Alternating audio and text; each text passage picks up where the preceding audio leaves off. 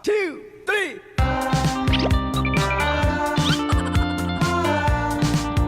Good morning! Photoshoot day na namin and ayan, diretso na tayo sa preparation. Took the photo then nag-start na. Sobrang awkward ako dito pero napakabait nitong assigned artist. She even complimented my eyes. O, diba? Nakakakilig? Medyo basa pa nga tong hair ko kanina kaya blow-dry niya ng konti and ayan, mag-start na siya mag-curl. Pumasok si Happy, may dalang food. Wala pa kasi kaming kain and pagdating niya nga, agad niya akong tinanong kung gusto ko ng milk tea. Syempre, kinuha ko agad. Ang sarap kasi warm tea. Tamang-tama kasi giniginawa ko. Mabilis ang kain nga din tong ginawa ko. Todo assist nga din tong si Javi sa akin. Buti na lang at machika din, kaya sila ng artist ang nag-uusap. Galing din pala siyang Philippines. Vacation daw sa Mualwal, Cebu. Pinakita niya din sa amin yung scuba diving experience nila at na-amaze nga din kami kasi sobrang ganda nga. Ayan, natapos na yung curls, proceed na with makeup. Korean style nga pala yung pinili kong theme ng photoshoot namin. Sobrang gaang ng kamay niya, parang di ko naman ramdam na patapos na pala. Nabanggit ko bang masama pakiramdam ko kanina? Well, ayan no, nag-start ng talagang tumulo yung luha ko and yes, sinisipon po ako. Ayan tuloy, nahirapan siyang maglagay ng false lashes sa akin. Less stressed na guys. Today's video, we will be bringing you with our photoshoot activities. So, tapos na yung makeup ko and this is how it looks. Ito palang dress is yung kahapon natin na vlog. Ito muna yung uunahin isuot natin. I'm done. So, ang ginagawa naman ngayon is si Sean na. Ayan na siya. A few moments later. Tara guys, punta na tayo sa studio floor. Si Sean pinagtatawanan ako. Wala kasi akong sapatos na suot, o diba? Pero sobrang comfortable naman, kaya ligalig naman din ako. Todo assist nga din tong artist kahit sa elevator. Ayan, pagdating namin sa studio, ang galing kasi lahat ng corners, iba-iba yung setup. Ito nga pala yung pangmalakasang weapon ko. Ayan na, mag-start na kami.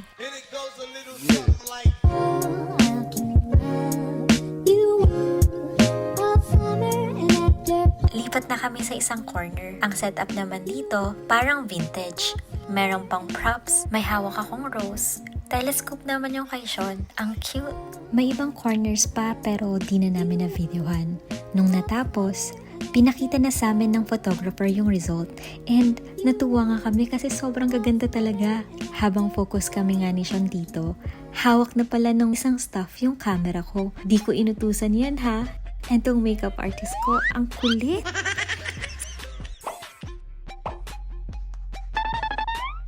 We're almost done na dito sa first set ng clothes. Our photographer directed us to do a little bit more snaps individually and last na magkasama. Ayan, wrap up na. He asked us if we're okay with the result and we find every shot good na. Kaya go na kami for the second set, thanking everyone there. We went back to the dressing room and changed to our wedding dresses na. Habang nag-aantay nga, eto kami naglaro muna.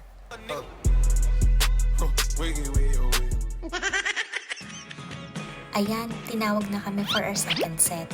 If you can see on the other side, there are other people doing their photoshoots as well. O diba, ang galing? Since iba-iba nga kasi ang setup, kanya-kanyang shoot muna kami and then magsiswitch kami ng places after. Ang sabi nga ng photographer sa amin, i-enjoy lang every moment.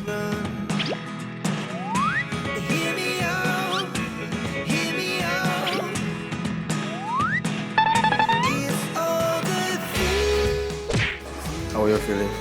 My eyes is watery. Why? Cold. Cold? Ito talaga yung part na sobrang nagpakilig sa akin. Yung paglalagay nila ng veil. Ewan ko ba, feeling ko ang ganda-ganda ko.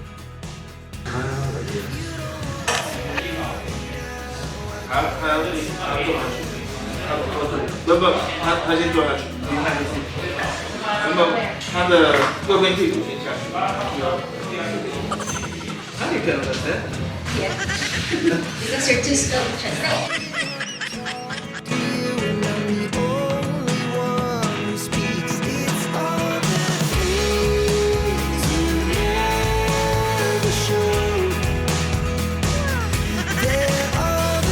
And that's a wrap, everyone.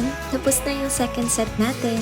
Makikita niyo si Sean nagsisignal pa. Actually, we still have the last casual wear, pero di na namin nakuhaan ng video. But this sums up everything naman na.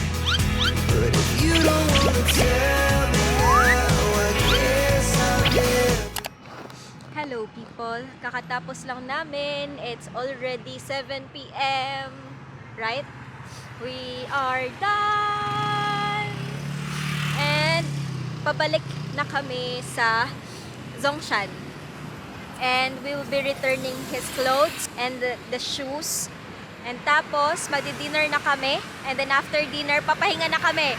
Sobrang nakakapagod today. Super. But I'm so happy kasi natapos namin all at one time. Babalik ulit kami dito sa Ximending bukas ng umaga daw, super early, 7:30 in the morning. Not morning, at night. Oh! I thought super early. You said super early. I thought it was morning. Mali! Babalik daw kami bukas dito at 7:30 at night para pumili nung 30 photos that we wanted to Photoshop. But the rest of the photos will be given to us. Soft copy, babe, right? Yeah. So that's As long as they have file. overall naman okay na guys eh. In fairness, tapos nag-assign sila ng isa pang kasama sa amin doing my makeup, yung makeup niya, yung hair. Tapos the whole time din naman na nagsushoot kami, nandun lang din siya to assist. So, yeah. So far, it's really a good experience for me. Nakakapagod nga lang, tsaka nakakagutom. You hungry?